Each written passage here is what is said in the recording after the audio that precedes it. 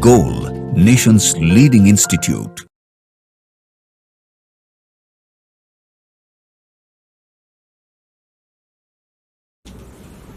Hello students, मैं Vijay Kumar, physics faculty, गोल institute. आज मैं आपको स्पॉट टेस्ट 13 का सॉल्यूशन दे रहा हूँ फिजिक्स का। तो इसमें जो नंबरिंग जो स्टार्ट है फिजिक्स का वो 151 से है।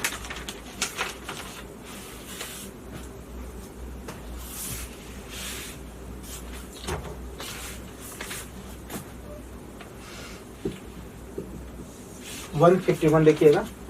An electron of atom transits from N1 to N2 in which of the following maximum frequency of photon will be emitted? ये ट्रांजिशन ऑफ इलेक्ट्रॉन्स का है जिसमें इलेक्ट्रोमैग्नेटिक वेव निकलता है फोटोन। तो मैक्सिमम फ्रीक्वेंसी कहता है, तो फ्रीक्वेंसी मैक्सिमम के लिए एनर्जी मैक्सिमम होता है। एनर्जी का जो डिफरेंस जो हो मैक्सिमम हो, ये मैक्सिमम होगा तब ये भी मैक्सिमम होगा। ये मैक्सिमम तभी होगा जब इलेक्ट्रॉन जो है n बराबर 2 से लेकर के 1 पर आएगा। 2 से 1 पर आएगा तब मैक्सिमम, क्योंकि 2 और 1 के बीच का, इसके अनुसार देखते हैं कि 2 और 1 के बीच का ही एनर्जी का डिफरेंस ज्यादा से ज्यादा होता है। जैसे हाइड्रोजन में देख लीजिए। नेक्स्ट है, इसलिए इसका आंसर हो जाएगा 2। 152 LCR series circuit. LCR series circuit है ये, और ये रिजोनेंस में है। तो रिजोनेंस पर क्या होता है कि प्योर रेजिस्टिव सर्किट हो जाता है। Z जो है R हो जाता है, और Z R होता है तो फेज डिफरेंस जो होता है फाई ये 0 हो जाता है।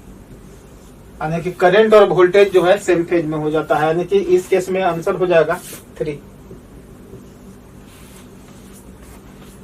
153 chain reaction is continue due to. Chain reaction continue क्यों होता है? न्यूट्रॉन के कारण होता है। Production of more neutron in the fusion, यही आंसर होगा 3 नंबर, क्योंकि न्यूट्रॉन बहुत ज्यादा एनर्जेटिक होता है, इसलिए न्यूट्रॉन प्रोडक्शन होता है फ्यूजन में। नेक्स्ट है 154 photo electric emission occurs only when the incident light has more than a certain minimum. Minimum क्या होना चाहिए? तो फ्रीक्वेंसी होना चाहिए, क्योंकि फ्रीक्वेंसी जो होना चाहिए इंसिडेंट फोटोन का मिनिमम होना चाहिए। किसका? उसको हम लोग थ्रेशोल्ड फ्रीक्वेंसी कहते हैं, इसलिए इसका आंसर हो जाएगा 3।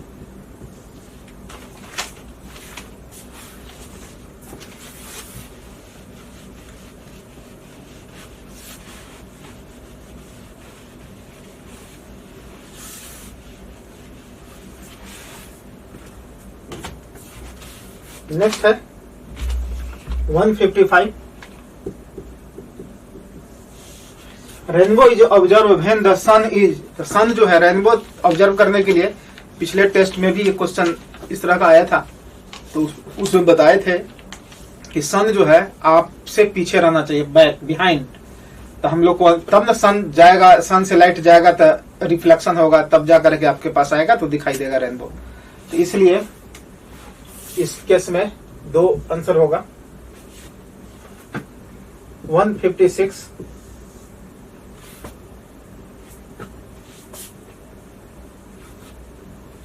इस तरह का गेट है ये।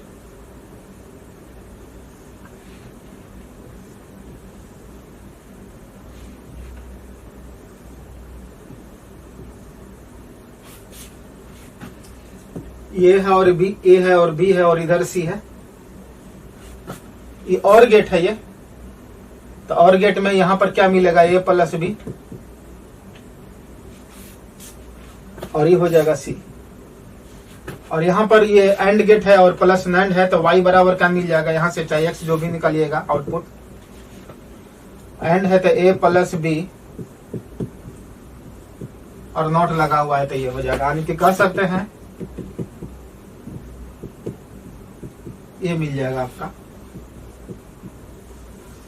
अब प्रॉब्लम कहता है कि a बराबर पहला है कि ए बराबर बी बराबर सी इजिकल टू 0 है, तब क्या मिलेगा? ये 0 हो जाएगा तो 1, आई भी 0 हो जाएगा तो 1, तो 1 आ गया। फिर क्या कहता है? ए बराबर बी इजिकल टू 1 है और सी बराबर 0 है। ये 1 कर देंगे तो 1 कर देंगे तो ये हो जाएगा 0, क्योंकि ए और बी 1 है तो 1 प्लस 1 होता है, पर बराबर ऊपर नॉट लगा हुआ है तो 0 हो जाएगा, और 0 है तो ये कितना हो जाएगा? 1, तो ये भी मिलेगा 1। इसका आंसर हो जाएगा 1 1, यानी कि 4। नेक्स्ट है 157, principle of superposition is basic to the phenomena of. Superposition जो है इंटरफेरेंस में ही होता है, ये सुपरपोजिशन, इसलिए ये आंसर है 2, क्योंकि दो वेव का फ्रीक्वेंसी सेम रहता है और ऑलमोस्ट सेम डायरेक्शन में सुपरपोज करता है, तो इंटरफेरेंस पैटर्न ऑब्जर्व करते हैं लोग। नेक्स्ट है 158, the part of a transistor which is heavily doped to produce a large number of majority charge carrier. याद रखना है कि हैवी जो डॉप होता है ना, हैवीली डॉप्ड होता है, वो इमीटर होता है, और बेस जो होता है वो स्लाइटली डॉप्ड होता है, और कलेक्टर जो होता है वो जनरल डॉपिंग कहा जाता है, उसको जनरल डॉपिंग किया जाता है। तो आंसर इसका हो जाएगा 2। 159, आर्टिफिशियल सैटेलाइट है moving in the circular orbit at a distance r from the centre of the earth. r दूरी पर है, तो टोटल एनर्जी ई है, टोटल एनर्जी ई नॉट। तो टोटल एनर्जी का फॉर्मूला होता है माइनस GMM/2r। तो कहता है कि पोटेंशियल एनर्जी कितना होगा? तो पोटेंशियल एनर्जी होता है माइनस GMM/r। तो इसको इधर कर देते हैं, तो इसके बराबर लिखेंगे 2E0, और पोटेंशियल एनर्जी 2E0 हो गया। इसका आंसर हो जाएगा first. 160,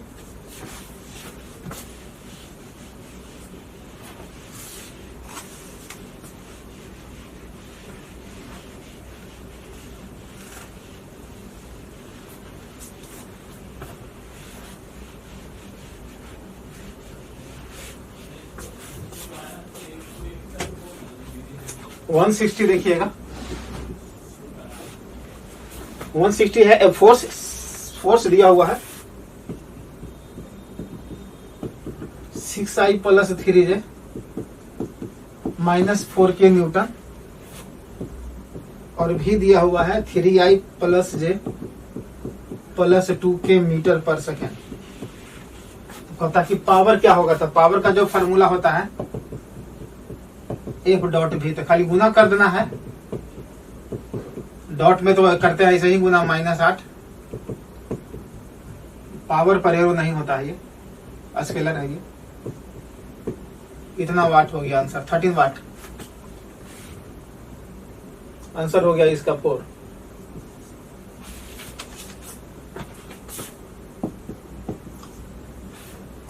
Which of the following measurement is a most precise? Most precise वही होगा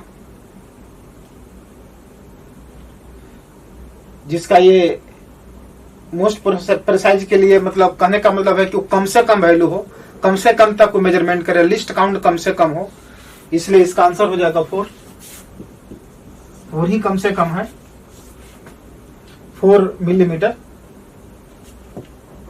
162, The ball hit the floor and rebound after the inelastic collision। inelastic collision हुआ है, बॉल जो है हिट किया है और उसके बाद inelastic collision हुआ है।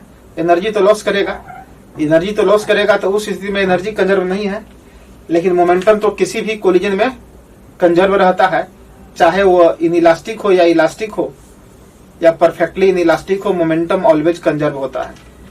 तो यहाँ पर लेकिन सिस्टम का कंजर्व होता है, बॉल का नहीं, एक का नहीं, दोनों का कंजर्व होता है जो बॉडी कोलाइड कर रहा है। तो पहला क्या कहेंगे? Total momentum of the ball and the earth is conserve. Answer हो जाएगा इसका 3rd। टोटल एनर्जी कंजर्व नहीं होगा क्योंकि इनइलास्टिक कोलिजन है। 163, which of the following is the most suitable for core of electromagnetic? Core of electromagnet. Core of electromagnet का मतलब होता है कि परमानेंट टेम्पररी मैग्नेट बन जाए, तो उसके लिए इलेक्ट्रोमैग्नेटिक यानी सॉफ्ट आयरन होना चाहिए। सॉफ्ट आयरन जो है उसको हम लोग कोर इलेक्ट्रोमैग्नेट में यूज करते हैं। फर्स्ट 164, देखिए फिगर इस तरह का है और एक डाइपोल को छोड़ दिया गया है, यहाँ माइनस है इधर प्लस, तो यहाँ पर इंटेंसिटी ज्यादा होगा तो इस पर फोर्स इधर लगेगा, इस पर फोर्स इधर लगेगा, लेकिन यहाँ इंटेंसिटी ज्यादा होगा ये, क्योंकि यहाँ पर लाइंस ऑफ फोर्स का डेंसिटी ज्यादा है, यहाँ पर लाइंस ऑफ फोर्स का डेंसिटी कम है, तो नेट फोर्स इधर की ओर लग जाएगा, टॉर्क तो जीरो हो जाएगा। तो ऐसे ही क्या करेगा, पीछे यानी बैक डायरेक्शन में मोशन में हो जाएगा। आंसर हो जाएगा dipole will experience a force towards left, इसका थर्ड। नेक्स्ट है 165,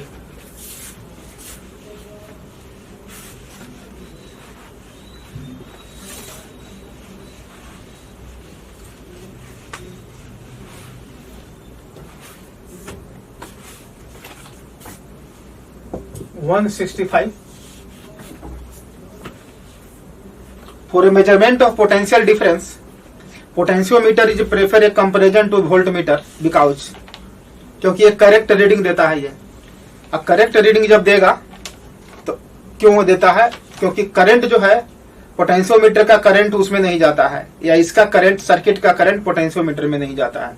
तो हम लोग आंसर क्या लिखेंगे, इसका देंगे कि potentiometer does not take current from the circuit, circuit से करंट लेता ही नहीं है, खुद उसमें करंट फ्लो करता रहता है, इसलिए ऐसा होता है। इसका आंसर हो जाएगा 4। 166 बायोट्स-वर्ट्स लॉ है। बायोट्स-वर्ट्स लॉ का जो फॉर्मूला ही होता है, याद रखना है, μ0/4π ideal cross r by r q, r का मैग्नीट्यूड का क्यू है। इसका आंसर हो जाएगा 3। और टोटल भी निकालते हैं तो इसको क्या करते हैं, इंटीग्रेट कर देते हैं। ठीक है। नेक्स्ट है 167, What happens to the fringe pattern when the Young's double slit experiment is performed in a water instead of air?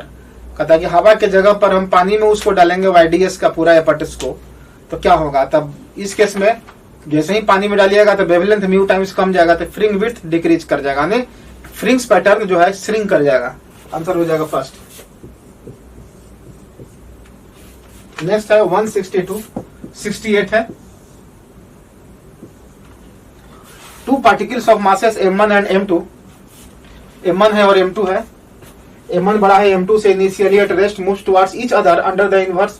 दो पार्टिकल है, m1 है और इधर m2 है, और ये मोशन में है, आपस में अट्रैक्शन फोर्स लगा करके मोशन में है।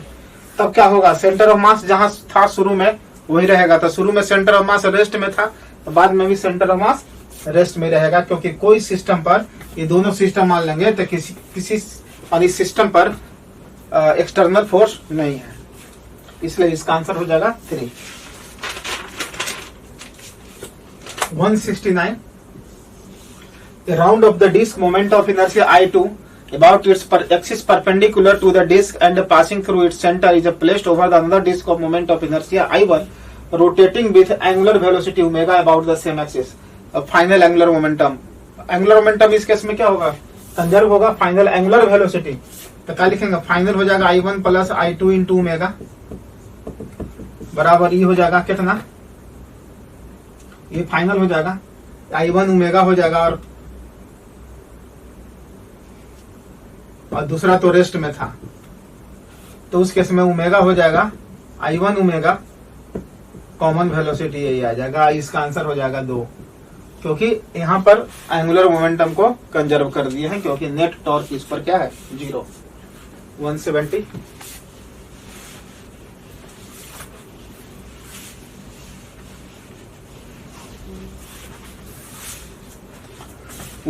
देखिएगा,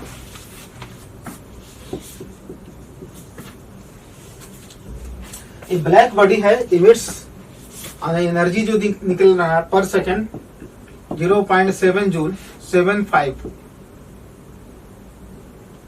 जूल पर सेकेंड। कितना टेम्परेचर पर है, 127 डिग्री सी, यानी कि 273 जोड़ दीजिए इसमें,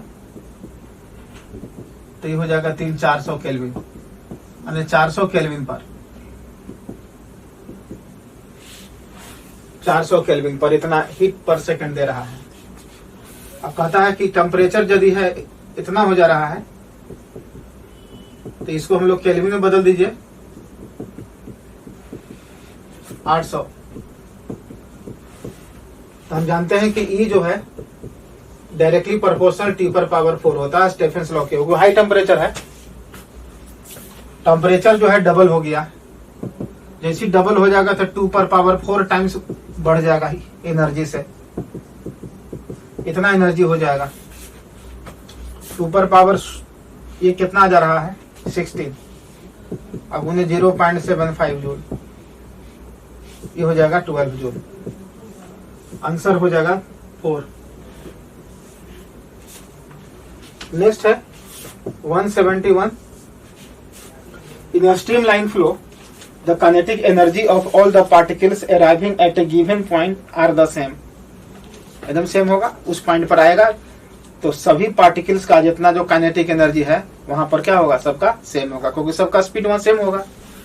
पहला आंसर सही हो जाएगा इसका। नेक्स्ट है 172। Match the following. मैच करने के लिए कहता है कॉलम 1 और कॉलम 2 से मैच करना है। मैच कैसे कराएंगे जरा देखिए। डिस्प्लेसमेंट का बताएगा, डिस्प्लेसमेंट VT ग्राफ का एरिया बता जाएगा, तो फर्स्ट का हो जाएगा 3 नंबर। वेलोसिटी क्या होता है तो XT ग्राफ का स्लोप बता देता है। सेकेंड यानी B का हो जाएगा 1 नंबर। एक्सेलरेशन क्या बताता है तो VT ग्राफ का क्या बताता है, स्लोप बताता है। तो इसका आंसर देखिए 3 में आ रहा है ऐसा, इसका आंसर हो जाएगा 3। उसके बाद है 173।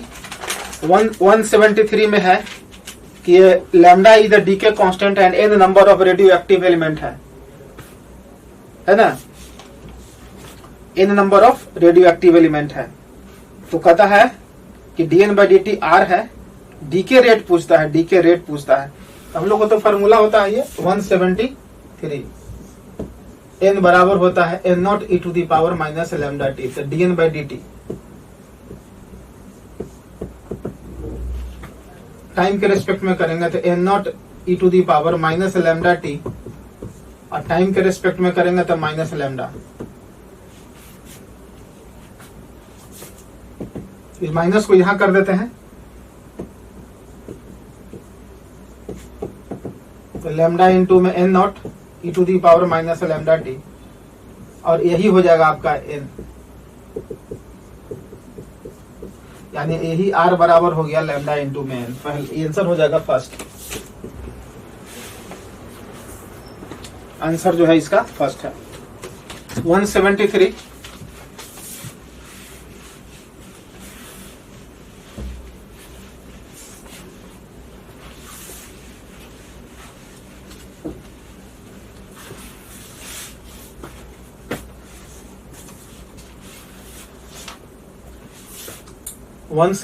आइए,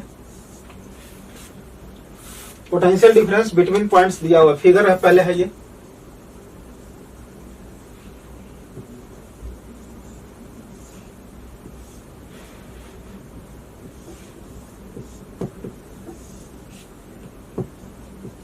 ट्वेंटी वोल्ट है, 22 ओम।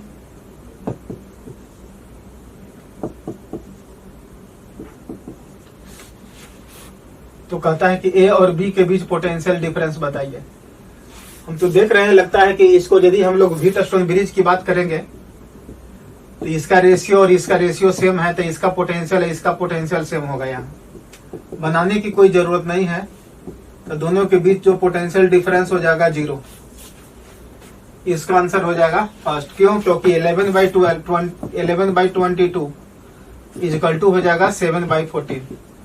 दोनों तरफ रेशियो इक्वल है, इसलिए ए का पोटेंशियल बी का पोटेंशियल सेम होगा। क्योंकि अच्छा यहां से यदि हमें तार को जोड़ दिया जाए तो इसमें कोई करंट फ्लो नहीं करेगा। नेक्स्ट है 175। ए बम ऑफ मास 40 kg, एक बम है जिसका मास है 40 kg, is explode into 3 pieces. 2 pieces है, 40 kg जो है 2 पार्ट में टूट जाता है। एक है 24 और एक है 16। ये यदि इधर जा रहा है कितना 4 मीटर पर सेकंड से, तो ये इधर जाएगा कितना से नहीं पता, मोमेंटम कंजर्व कर देते हैं। तो बताइए ये तो रेस्ट में था ना, ये हो जाएगा कितना 24 इंटू में 4 बराबर 16 इंटू में भी निकल जाएगा यहां से, भी हो जाएगा 6। जब भी निकल जाएगा तो कहता है कि काइनेटिक एनर्जी इसका बताइए, तो इसका काइनेटिक एनर्जी हो जाएगा हाफ mv²।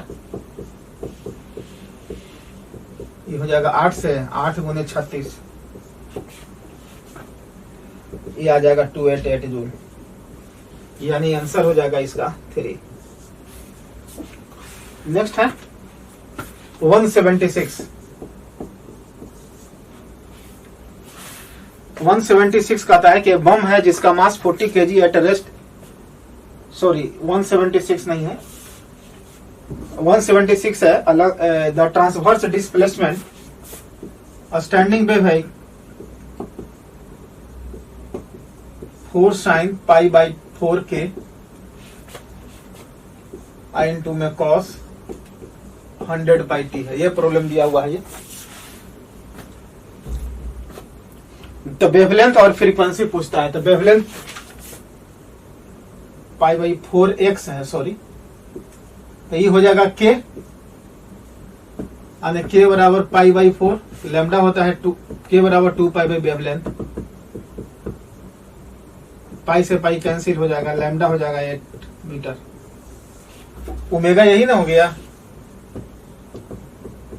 100π, तो फ्रीक्वेंसी होता है ω/2π,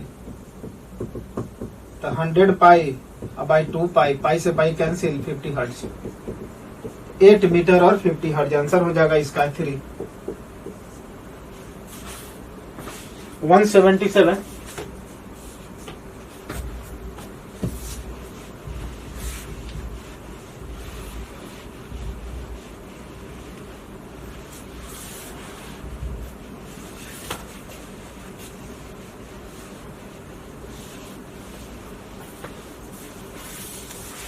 वन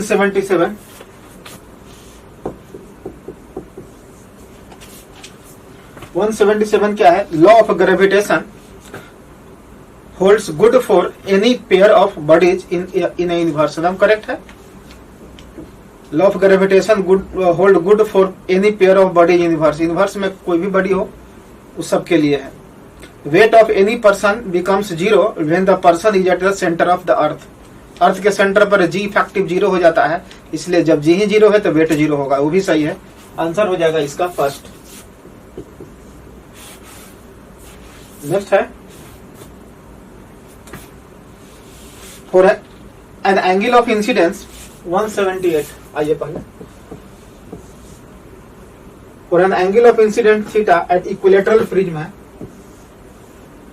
देखिए इक्विलेटरल प्रिज्म है, माने ये भी 60 डिग्री एंगल है और ये भी 60 डिग्री है और ये भी 60 डिग्री है। लाइट इंसिडेंट करा दिए। रिफ्रैक्टेड इज पैरेलल है, रिफ्रैक्टेड पैरेलल हो जाता है, माने ये इसके पैरेलल है, तो ये पैरेलल है तो ये एंगल भी 60 होगा। यहाँ नॉर्मली होगा तो ये होगा 30 डिग्री। और रिफ्रैक्टिव इंडेक्स इसका है √2, तो ये एंगल ऑफ इंसिडेंस क्या होगा? तो स्नेल्स लॉ लगा दीजिए, साइन आई बराबर म्यू इंटू में साइन 30 1/√2, आई हो जाएगा 45 डिग्री। इसका आंसर हो जाएगा 2। नेक्स्ट है 179। 179 है an ideal gas taken, figure दिया हुआ है, ये पीवी ग्राफ है। ये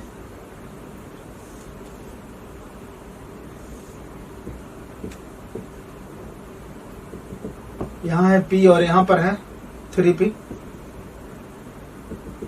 ये भी है और ये भी 4 भी है। तो कहता है कि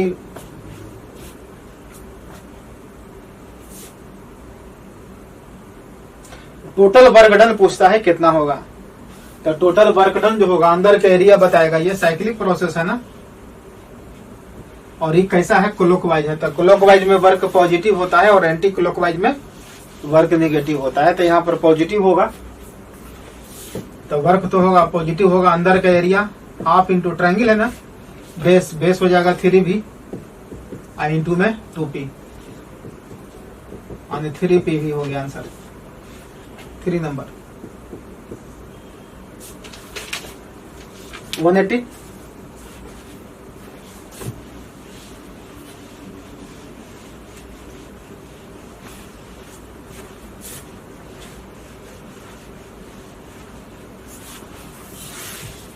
अब आइए 180।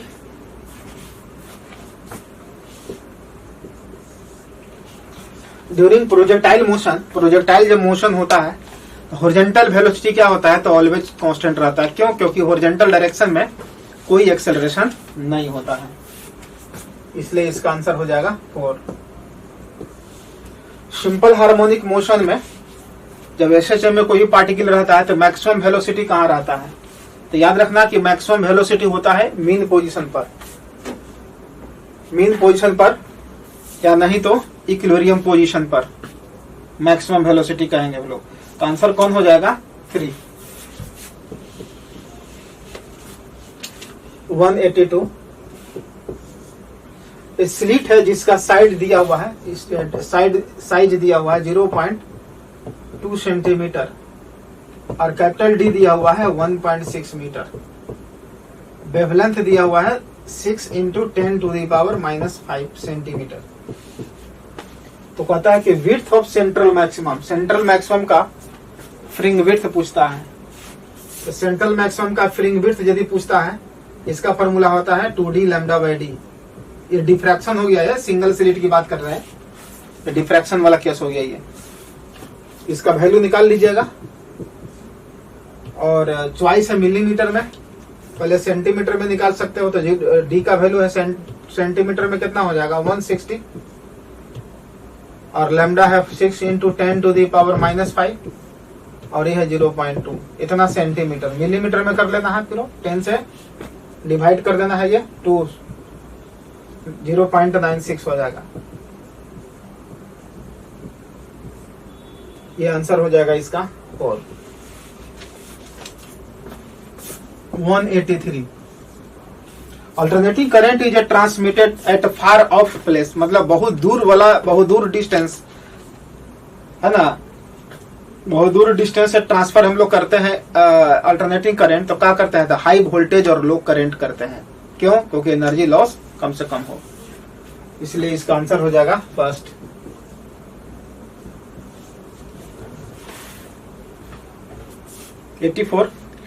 The slope of the graph, slope पूछता है। पोटेंशियल डिफरेंस एक्स एक्सिस पर है और करंट है वाई एक्सिस पर है, तो इसका स्लोप क्या बताएगा। तो देखिए स्लोप होगा आई बाई भी बराबर होता है 1/r और रो इंटू में एल बाई है। तो स्लोप जो होगा इसका इनवर्सली प्रोपोर्शनल रेजिस्टिविटी का होगा। रेसिप्रोकल ऑफ रेजिस्टेंस भी कह सकते हैं या रेजिस्टिविटी भी कह सकते हैं। आंसर हो जाएगा 3। 185 electromagnetic wave has, electromagnetic wave जो होता है इलेक्ट्रिक वेक्टर नहीं, दोनों होता है, आपको पता ही है। इलेक्ट्रिक और मैग्नेटिक वेक्टर जो होता है परपेंडिकुलर ईच अदर। आंसर हो जाएगा इसका 3।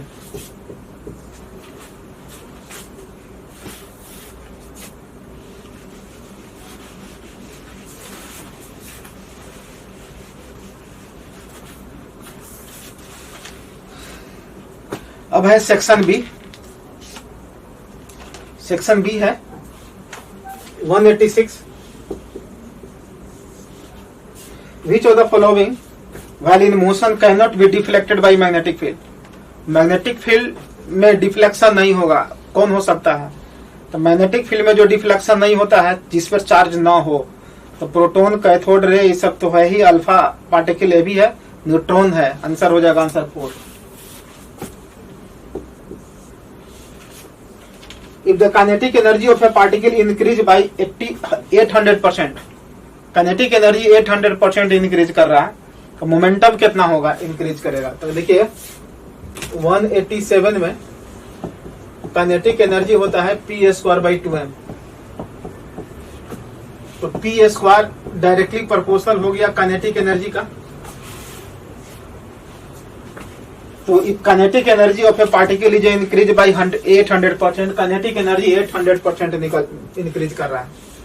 ऐसे भी सोच सकते हैं कि काइनेटिक एनर्जी 800% जब इंक्रीज करेगा तो हम लोग P2/P1 बराबर √अंडर KE2/KE1। KE2 कितना हो जाएगा? 800% मतलब हो जाएगा 900 KE1। 9 टाइम्स हो जाएगा ये, यानी 3 गुना हो गया ये।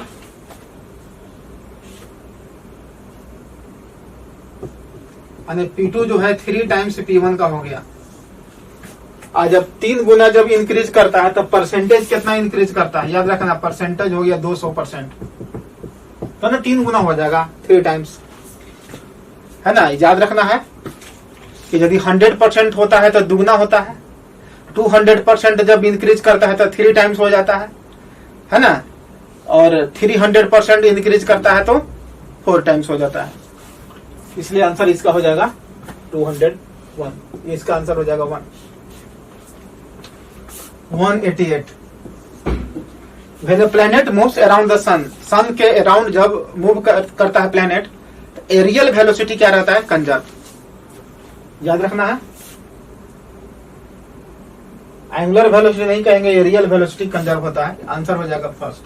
या ये भी रहता है एंगुलर मोमेंटम कंजर्व, तो भी कर सकते थे, लेकिन एंगुलर मोमेंटम नहीं दिया हुआ, एंगुलर वेलोसिटी दिया हुआ है। नेक्स्ट है इलास्टिक मटेरियल है जिसका यंग मॉडुलस गामा है, सब्जेक्ट स्ट्रेस दिया हुआ है, elastic energy per unit volume कितना होगा? तो जन्म करते हैं कि एनर्जी पर यूनिट वॉल्यूम जो होता है हाफ गुने stress into strain.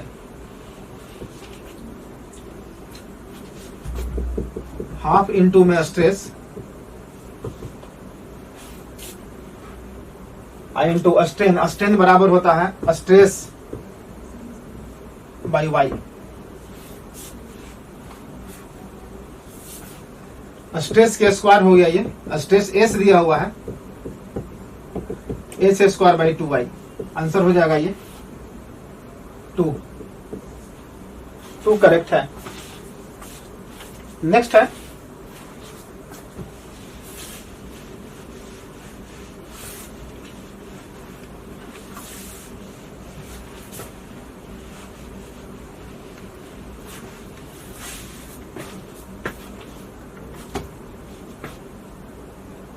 (190).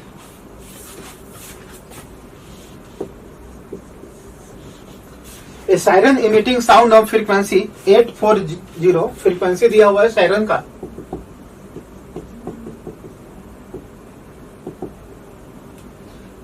going away from a statics, a student of Goal Institute with a speed of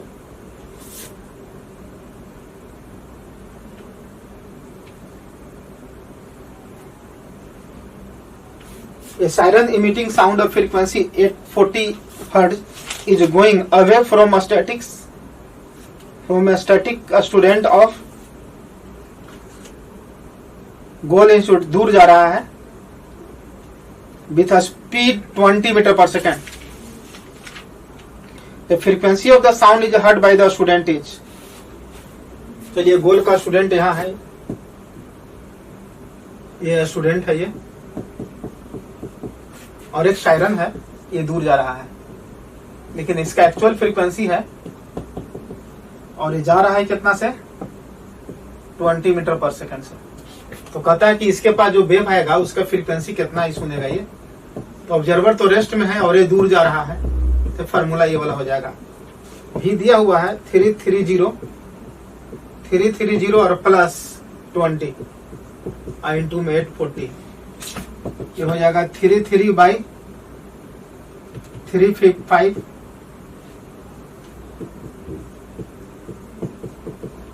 इसको सॉल्व कर लीजिएगा तो आ जाएगा 792 हर्ट्ज। आंसर हो जाएगा इसका 1। ये है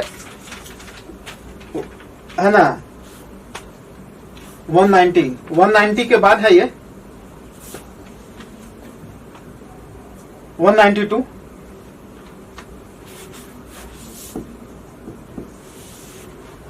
the capacity of A parallel plate condenser depend on, capacity का जो फॉर्मूला जो होता है C बराबर epsilon not A by D, तो डी पर डिपेंड करता है प्लेट सेपरेशन पर, एरिया पर, दोनों के प्लेट के बीच मीडियम पर, और दोनों प्लेट कैसे अरेंजमेंट है उस पर भी डिपेंड करता है। तो हम लोग क्या कहेंगे इसका answer, separation between the plates, answer हो जाएगा इसका 4।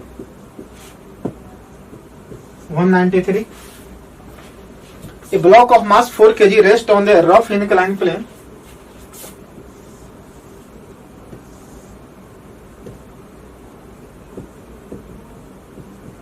इस पर रख दिया गया है, ये मास है 4 kg का,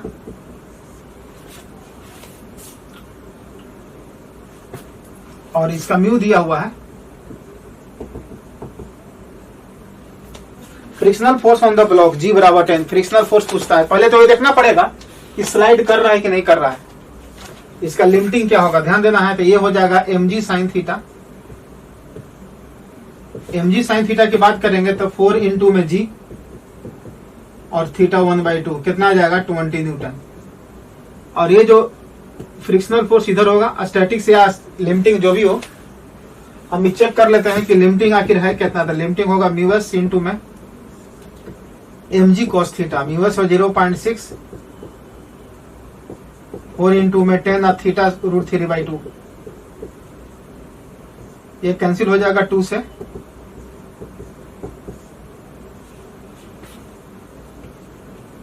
और ये हो जाएगा √3 इंटू में 20 न्यूटन।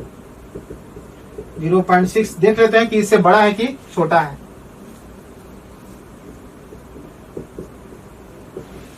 इसका वैल्यू हो गया 1.7। लिमिटिंग यहां पर ज्यादा हो जा रहा है, ये देखिए इससे गुना करिएगा तो 20 से ज्यादा हो जाएगा ये टोटल, और लिमिटिंग ज्यादा है मतलब इस जो frictional force mg sin theta 20 है और लिमिटिंग के ज्यादा है, इसका मतलब है कि रेस्ट में रहेगा, और रेस्ट में रहेगा तो जो फ्रिक्शनल फोर्स स्टैटिक्स लगेगा, और स्टैटिक्स जो हो गया 20 न्यूटन के बराबर होगा, आंसर हो जाएगा इसका 20 न्यूटन। 3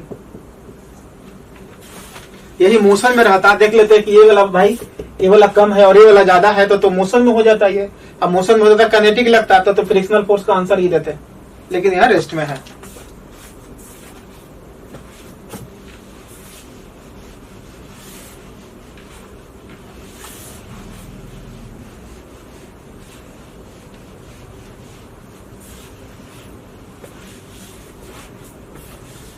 नेक्स्ट है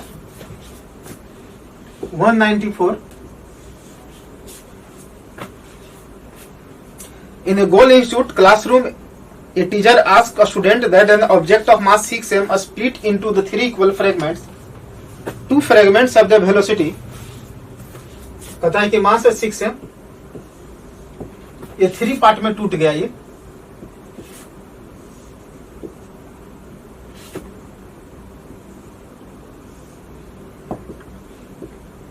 थ्री पार्ट में टूट गया, सभी का मास तो सेम ही होगा, 3 पार्ट में टूटा है तो इक्वल मास में, तो ये वो 2m इधर गया, वो होगा vi से, और एक इधर चल जाएगा 2m वाला, वो vj है, तो तीसरा जो m जो टूटा है वो किधर जाएगा, तो इधर जाएगा, याद रखना, ये v' मान लेते हैं। तो मोमेंटम कंजर्व कर देना है यहाँ पर, हम लोग क्या लिखेंगे कि 2m इंटू में v' प्लस 2m इंटू में vi प्लस 2m इंटू में vj बराबर, इस ब्रेक करने के बाद हो गया, ब्रेक करने के पहले ही रेस्ट में था, ये तो 0 हो गया, 2m से 2m कैंसिल हो जाएगा, ये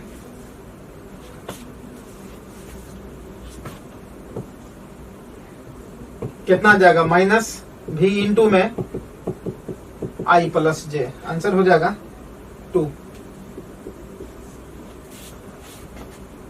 195, a microammeter gives full scale deflection at the 200 microampere. Full scale के लिए माने IG दिया हुआ है 200 माइक्रो एम्पियर। इस रेजिस्टेंस, उसका रेजिस्टेंस भी दिया हुआ है G 4 kilo ohm. The resistance required to convert volt meter reading 1.2 volt. Volt meter तब सोचिए कि यही है गैल्वेनोमीटर, इसमें रेजिस्टेंस कितना लगा दे। खैर करंट तो इससे ज्यादा नहीं जाएगा, ये 4 किलो ओम है ये रेजिस्टेंस इसका, और IG जा रहा है इसका रेजिस्टेंस। तो इसके बीच वोल्टेज कितना होना चाहिए? 1.2 वोल्ट। 1.2 वोल्ट हम लोग क्या लिखेंगे कि 1.2 वोल्ट बराबर IG इंटू में R अब प्लस ये हो जाएगा IG इंटू में G। IG को कॉमन ले लेते हैं, माइक्रो है ये, R प्लस G। तो 2 हटा देते हैं इसमें से, कितना जाएगा ये? 1.2 10 टू दी पावर 4 हो जाएगा ये 4 R प्लस G 0.6 हो जाएगा 6000, और G कितना दिया हुआ है? 4000। R इजिकल टू 2000 ओम। इसका आंसर है 4। नेक्स्ट है 195।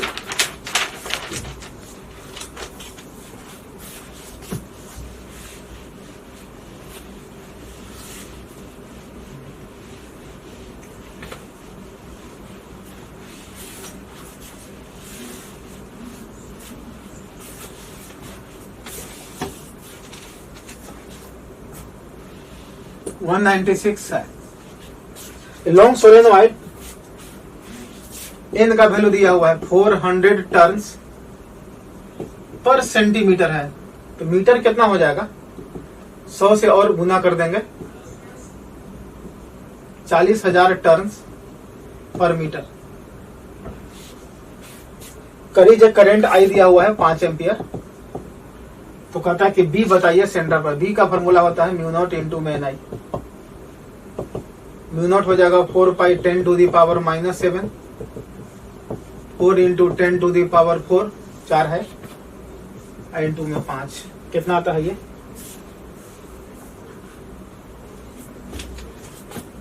हो जाएगा 20, यही आ जाएगा आपका 0.25 टेस्ला। 197 कहता है कि लॉन्ग स्ट्रेट वायर है, रेडियस ए है, करीज एक करंट, स्टेडी करंट आई है।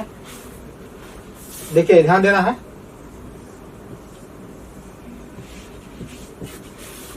इसमें पूरे में करंट जा रहा है आई, इसका रेडियस ए है।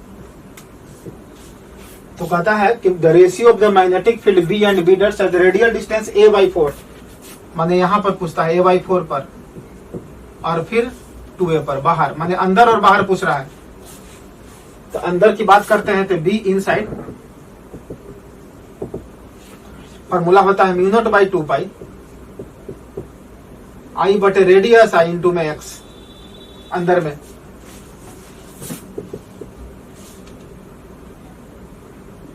तो अंदर में है बी है ये, इसको बी कर देते हैं, म्यू नॉट बटे 2 पाई, और एक्स के जगह पर हो जाएगा a/4। आउटसाइड कितना होता है? आउटसाइड के लिए होता है formula mu naught by 2 by I by ए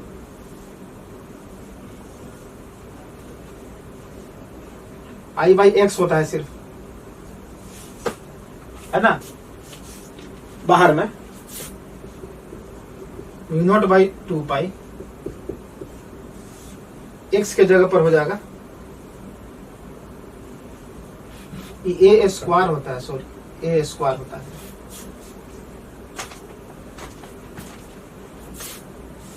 और ये हो जाएगा ए के जगह हो जाएगा 2a। अब दोनों का रेशियो निकालना है।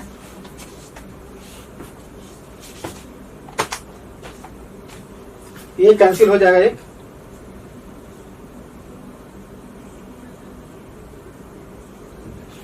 और दोनों का रेशियो निकालना है बी और बाई बी डैश।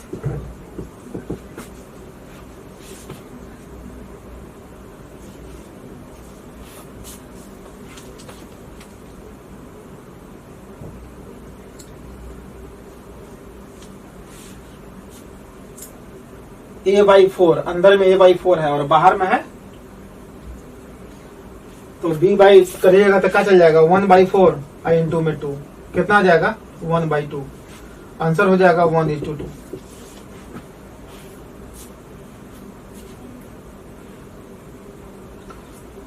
इसका आंसर फर्स्ट। नेक्स्ट है 198।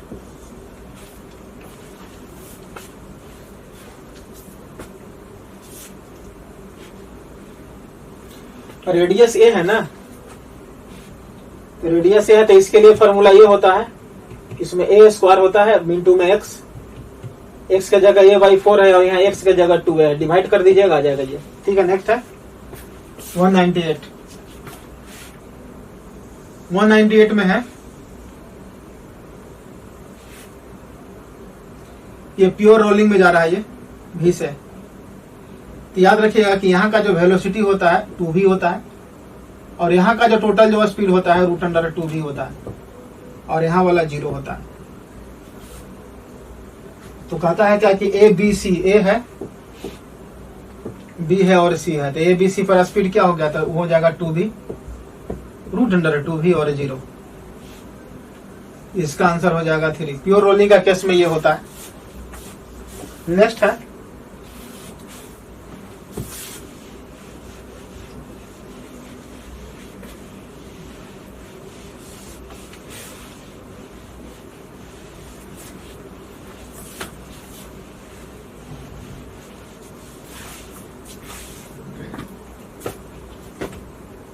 'Match the types of the capacitors'। Capacitors का types 199।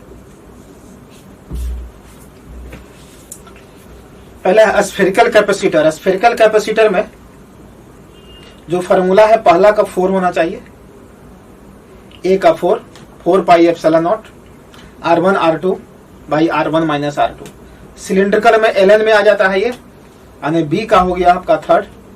Parallel plate capacitor epsilon not a/2। Parallel plate capacitor dielectric slab तक के टाइम्स रहेगा। एकदम आसान क्वेश्चन है, इसका आंसर हो जाएगा 4। और ये है 200। 200 क्या कहता है कि kinetic energy of photo electrons emitted from metal surface does not depend on intensity of incident photon. एकदम करेक्ट है। इंटेंसिटी पर डिपेंड क्या करता है, number of ejected photo electrons, उसका स्पीड नहीं, यानी कि उसका काइनेटिक एनर्जी नहीं। ये करेक्ट है। रीजन है the ejection of electrons from metallic surface is possible with frequency of incident photons below the बोल दिया, वही गड़बड़ हो गया, below the threshold frequency. Above the होता है ना, थ्रेशोल्ड फ्रीक्वेंसी से ज्यादा फ्रीक्वेंसी रहेगा तब ना इलेक्ट्रॉन्स इमिट करेगा। इसलिए असर्शन जो है करेक्ट है और रीजन जो है इनकरेक्ट है। इसका आंसर हो जाएगा 3। ये theoretical question photo electric effect में आप लोग जरूर पढ़े होंगे। ये था आपका 50 क्वेश्चन का सॉल्यूशन था ये। आप इसको अच्छे से जरूर देखिएगा। Thank you.